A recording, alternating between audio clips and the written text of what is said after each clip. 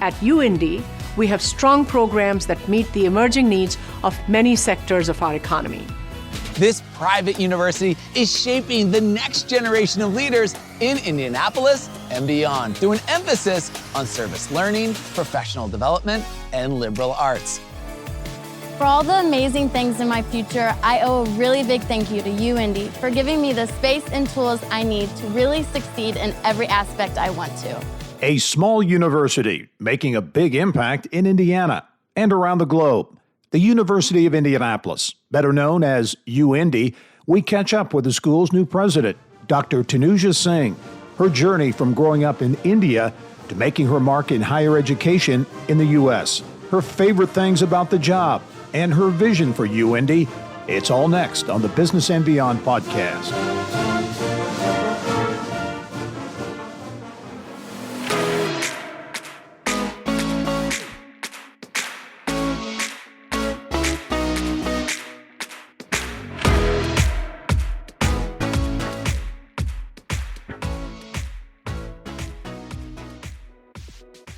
Hello and welcome to the Business and Beyond podcast presented by PNC. I'm Gary Dick. When Dr. Tanuja Singh interviewed for the top job at the University of Indianapolis, she liked what she saw: an urban campus with strong academics, a connection to community, and a diversity. Students from 55 countries part of the UIndy fabric. Dr. Singh can identify with many of those students. She came to America from India to chase her dreams for a world-class education. And I am pleased to be joined on the podcast this week by Tanuja Singh, the 10th president at the University of Indianapolis. And President Singh, really appreciate you taking the time to join me on the podcast. I'm delighted to be here. Thank you for the invitation. Looking forward to it. Absolutely. Well, how are things going? Less than a year on the job. July 1, I think, of last year was when you officially became president at UIndy. How has the first 6-7 months been for you here in Indianapolis? Oh, they've been absolutely phenomenal. I've seemed like I've been here much longer. I've gotten to know the community really well, obviously internally as well as externally. Indianapolis has been most welcoming. I've met several business leaders, government leaders, educational leaders. It's absolutely been phenomenal. And internally as well, just really enjoying the city as well as the people. It's been and it's also been very productive. The first 6-7 months have been extremely productive as well. Yeah, you grew up in India, came to the United States, and achieved several degrees here in the U.S. in your educational career. And I think it's interesting to note that I don't think a lot of people know the significant international student population there at UIndy, right? That is true. In fact, that was one of my first experiences. As I was walking around campus, I'm looking at these beautiful flags.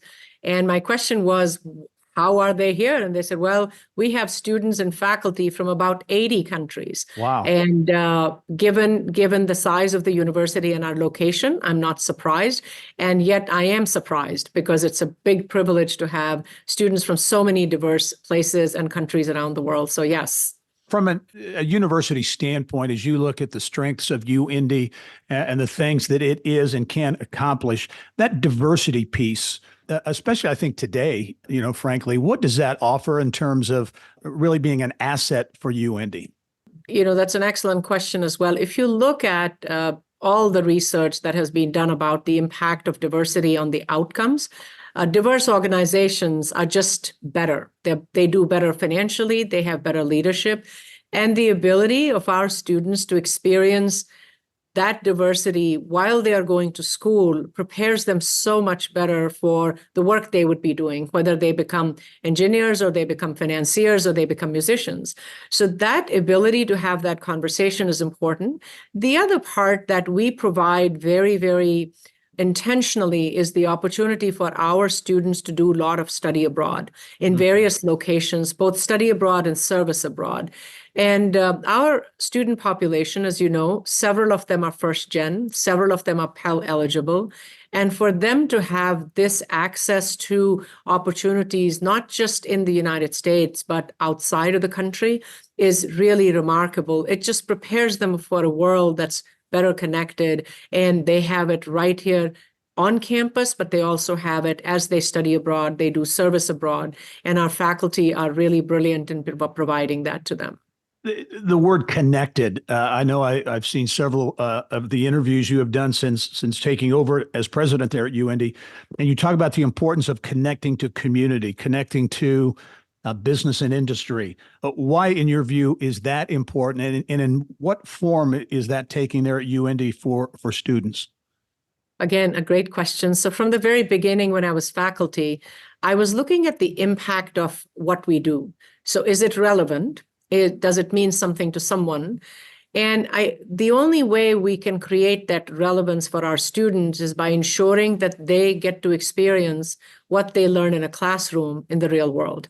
And that connectivity brings them closest. So if they are studying to become a teacher, or they are studying to become a financier, or they're studying to become an engineer, the ability to have access to thought leaders in that area, to have practical experience, and for the industries and organizations to have access to our students is just really remarkable.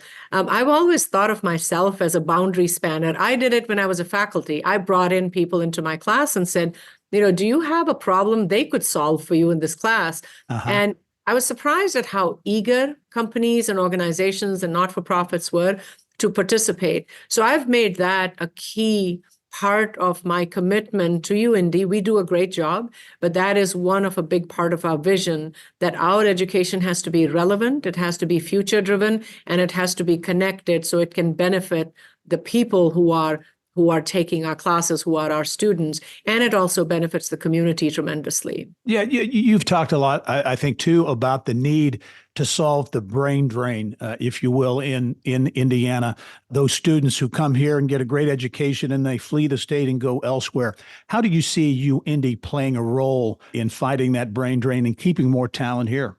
So we are extremely proud to say that a significant percentage of UIndy students stay in Indiana, and a lot of them stay in central Indiana. I could be wrong about the percentage, but I think it's above 65%, probably close to 67%. So if one of the promises that the city has is the ability to learn here, live here, and make your impact here. And that distinguishes us from a lot of other places, because a lot of our students, because it is such a wonderful community and what a great city with opportunities, they stay here. So on that aspect, we are doing quite well.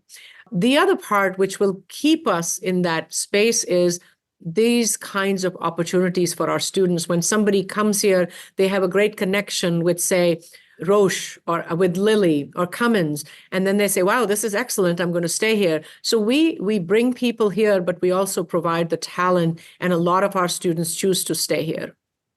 Do you see opportunity? Yeah, this made me think of kind of the evolving face of education, and in particular here in Indianapolis with the split at IUPUI with IU and Purdue doing their own thing, if you will, and really wanting to connect to the business community with UIndy, with Butler and institutions, but being able to fuel that pipeline, because as we all know, talent is such a huge issue for business now.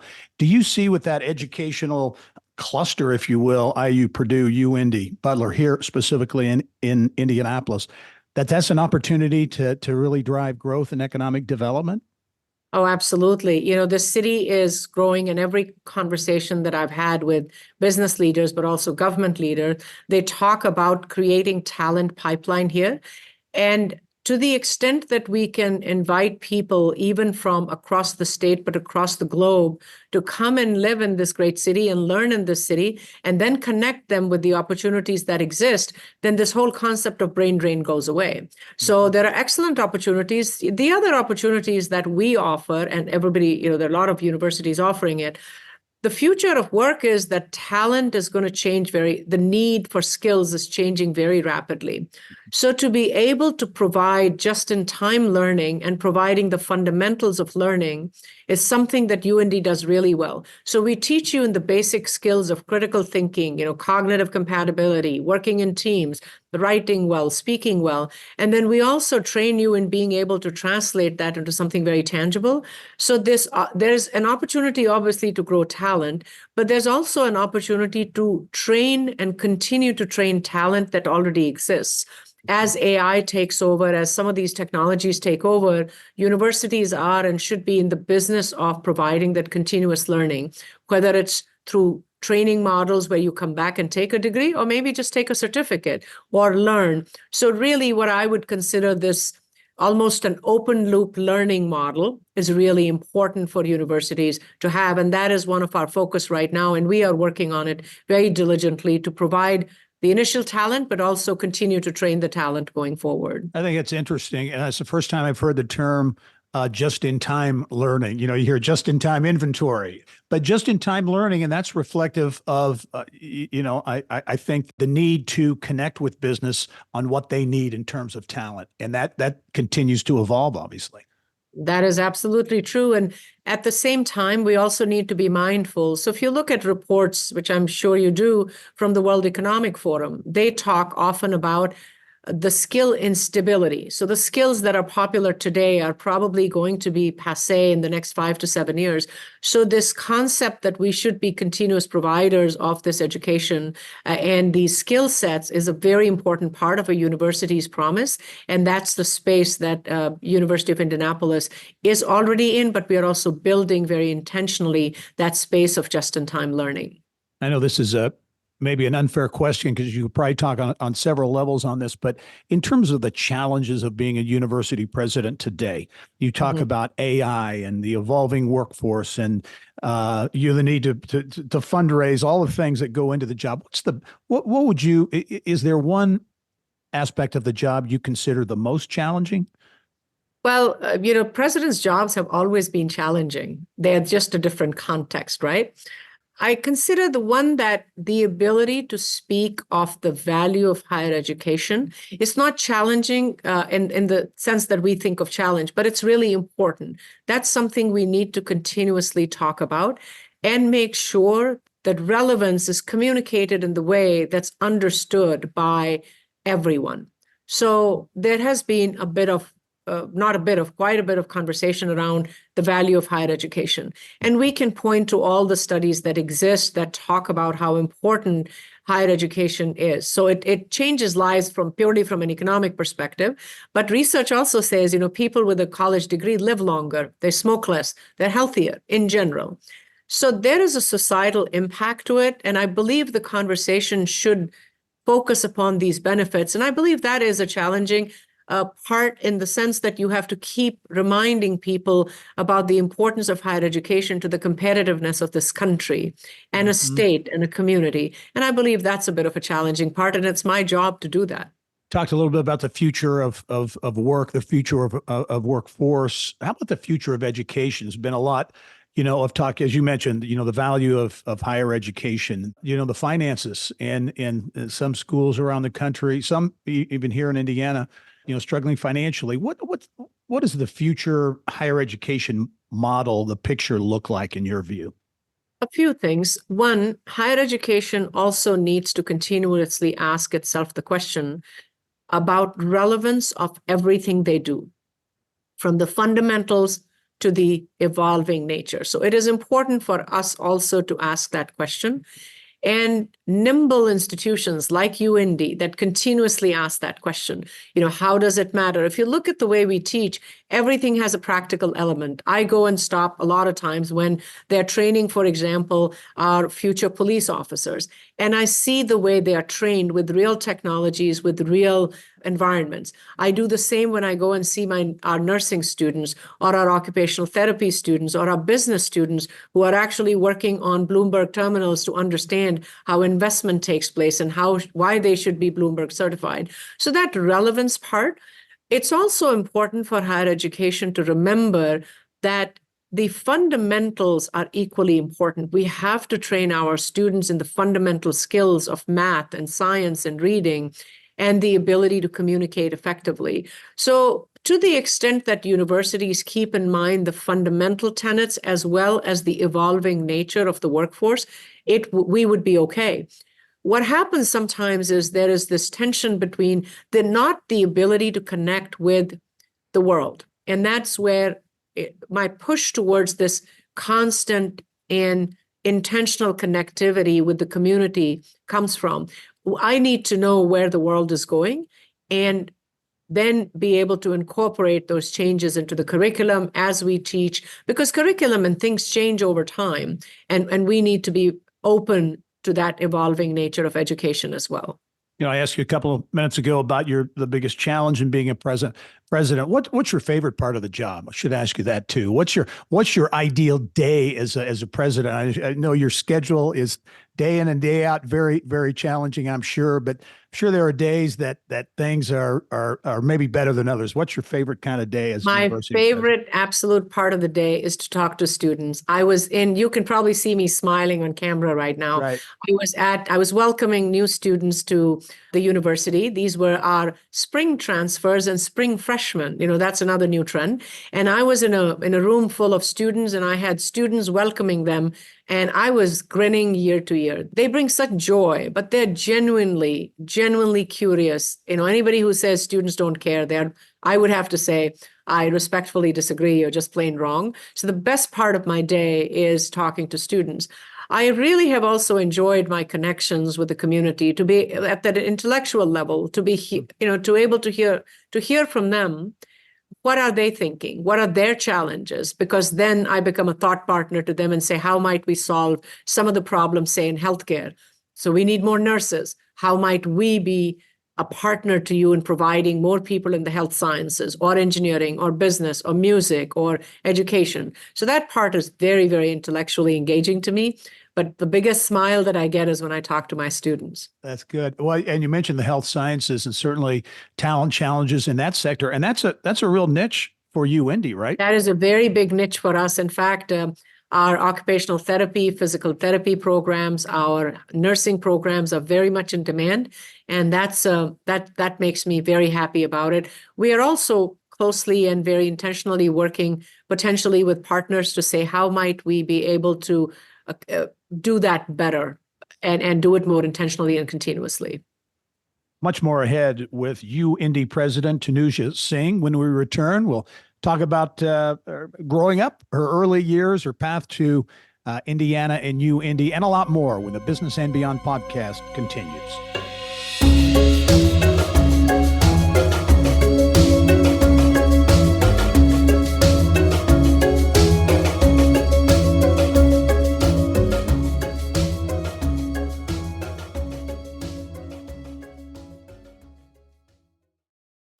At PNC Bank, we're committed to making a difference in the lives of our customers and communities by helping them move forward financially. As a Main Street bank, we try to do right by our customers with every encounter. Our local teams offer personalized financial advice to help guide you in making the best decision. We're proud to be part of your community. PNC Bank. See how we can make a difference for you at pnc.com. Copyright 2022, the PNC Financial Services Group, Inc., all rights reserved. Welcome back to the Business and Beyond podcast presented by PNC. My guest this week is University of Indianapolis President Tanuja Singh. And President Singh, first of all, I should have asked you this probably off the top, but give folks who may not know the thumbnail description of UIndy in terms of student population, strengths, all that kind of good stuff. Well, thank you again. I'm delighted to be here. We are about 5,000 students, very, very strong programs, both at the liberal arts level as well as professional level. So we have very strong programs in, say, healthcare, nursing, occupational therapy. We have a very strong program in business. We have a very strong school of engineering, which is relatively new, but is doing great things. And I would like to brag that for the past 2 years, we've won the National Robotics Championship in our engineering program, which is always good. And we have very strong programs in psychology that are nationally ranked. Population is about 80 countries are represented, along with, I believe, all states, or at least 40 plus states of the nation.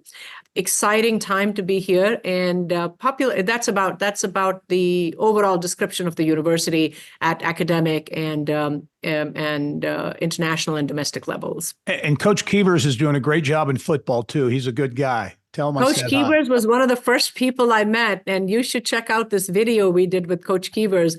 I showed up at the field and said, "Hey, I want to see you practice." He is an amazing human being and a great coach, and I'm very, very, very fortunate to have him at UIndy. He is a good guy. That's great. Hey, well, what attracted you? Touched on a little bit, I think, but what attracted you? Were at Loyola in New Orleans, right? Yep. As provost and I think senior academic officer. What really attracted you to this UIndy opportunity? I think that's one of my favorite questions to answer as well. If you look at the city itself, the state itself, it's one of the fastest growing states in the country. There are tremendous opportunities here for our students.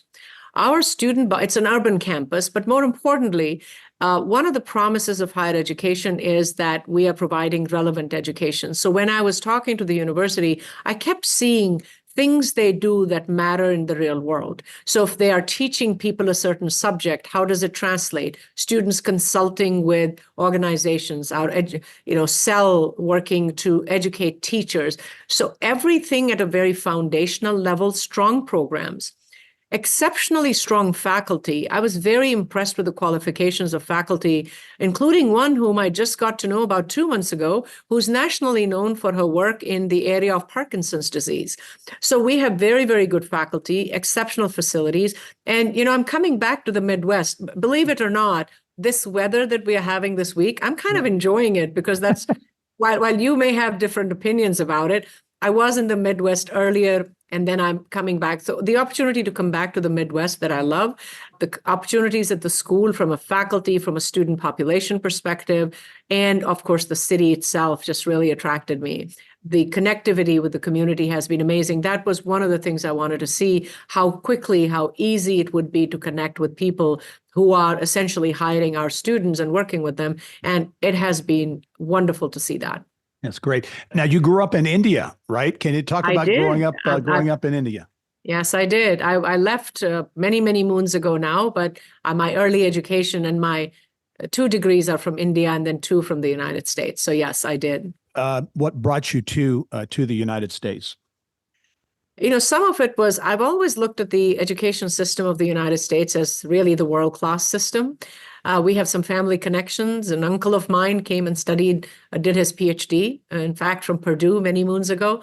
And my brother was coming, and I was planning to change career path. I was a physicist and was wanting to do something different. And I was good in finance and math. And I looked at programs and decided I wanted to do an MBA.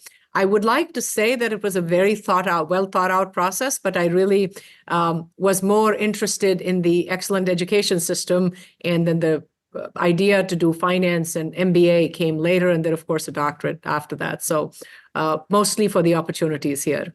MBA, I think, from Millsaps College in Mississippi, doctorate, business administration. You were a Saluki, right? Southern Illinois University. Yes, I am a Saluki. Absolutely. That's good. Did you envision, was it always your ideal path to become an administrator, ultimately a university president?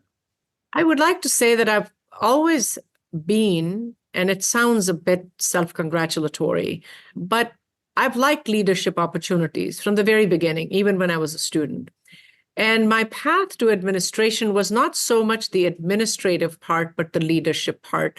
How might I do what I like best and impact people at a level perhaps bigger than just being, not just being a faculty. Faculty are doing amazing work. The other part that interested me was, as I was looking at leaders in my own institutions, there are not too many people that look like me. I come from a different country, have an accent, if you can't tell, and I didn't find a lot of people that look like me. And I like the fact that I've always believed that a diverse group brings more opportunities to everybody. And as I was mentoring my students when I was a faculty, they would often comment on either I was mentoring my faculty or I was mentoring students. They would always say, "Oh, wow, wouldn't it be nice to have you doing X?" So I said, well, this would be a good opportunity. And since then, I've always pursued them, and I've been very fortunate to be able to make an impact through whether I was a department chair, whether I was a dean, whether I was a provost. But it was primarily because I've always thought, what could I do and do better in something that I absolutely love, which is being an educator. You mentioned mentoring students. Did you have mentors? How important were mentors to you in your early, especially in your early career? Always had mentors. My family itself was a great mentor to me. My dad and mom both have a significant higher education. They're not in higher education, but they were mentors to me. But when I came into the university, I always had someone who told me, you know, even when I was struggling with something, that this was something I could do. They are really important, and they're becoming increasingly important because they're not so much teaching you the subject matter.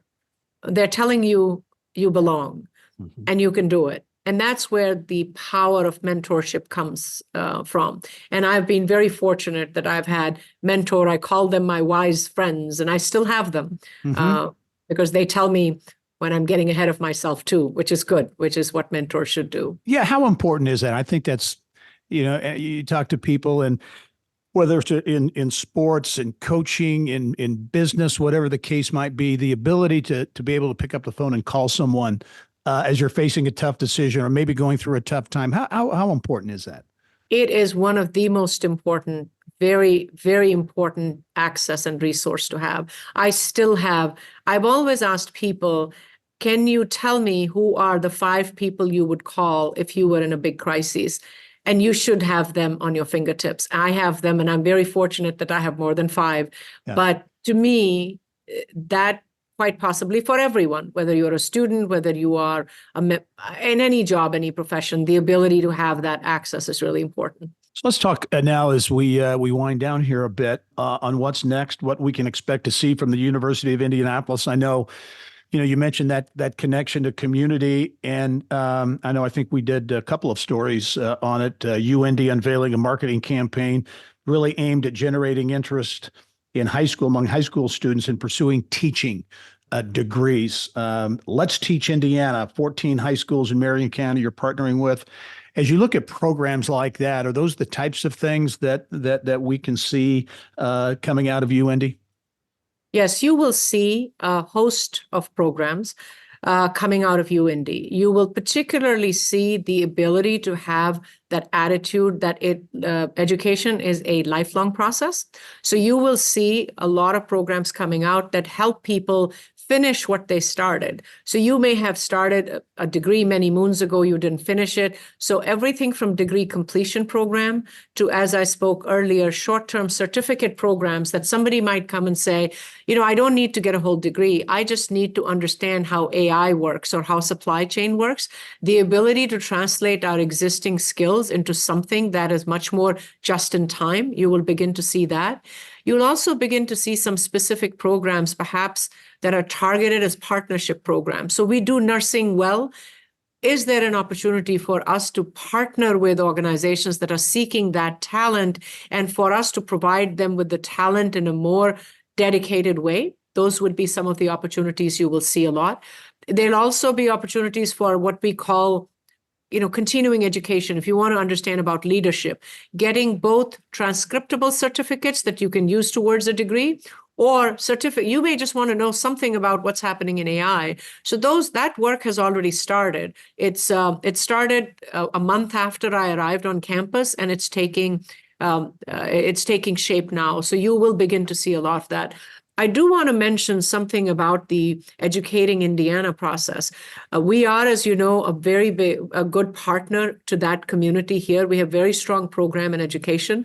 And as you know, there's a big need for it. So we just received multiple grants. We've received several grants to teach people the science of reading, to teach students the science of reading. And we are excited about preparing teachers who are able to translate that into improving literacy all across Indiana. As you know, going to college, finishing high school, they're all a function of how well people can read, how early they can read, and those grants really help us prepare students for the future, but also teachers for the future.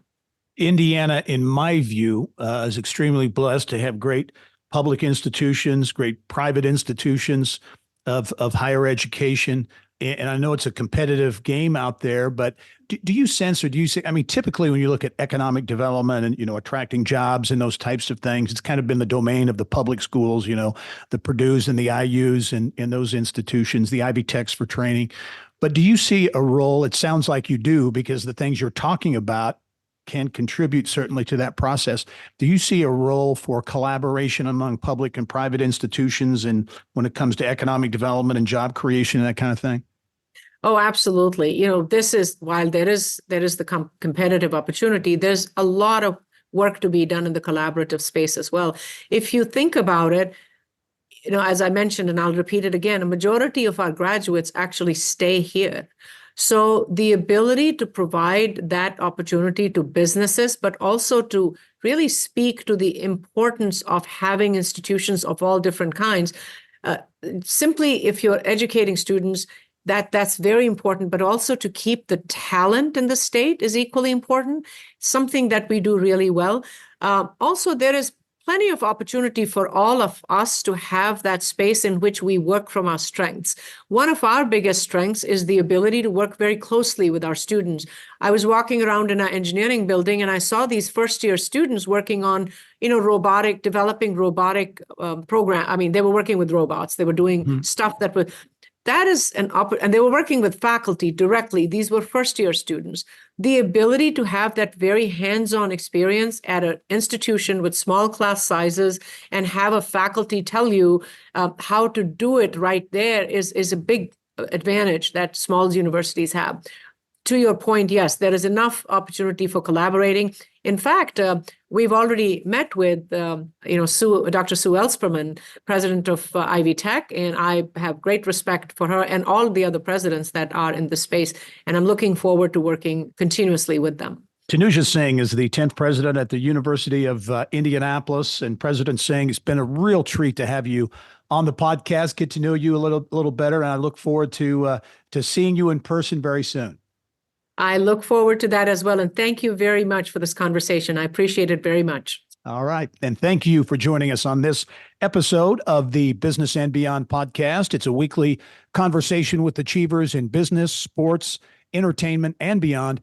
And you can download all of our episodes, more than 150 strong, and get Indiana business news 24/7. All you have to do is go to InsideIndianaBusiness.com. I'm Gary Dick. Thanks for joining us. We'll see you next time.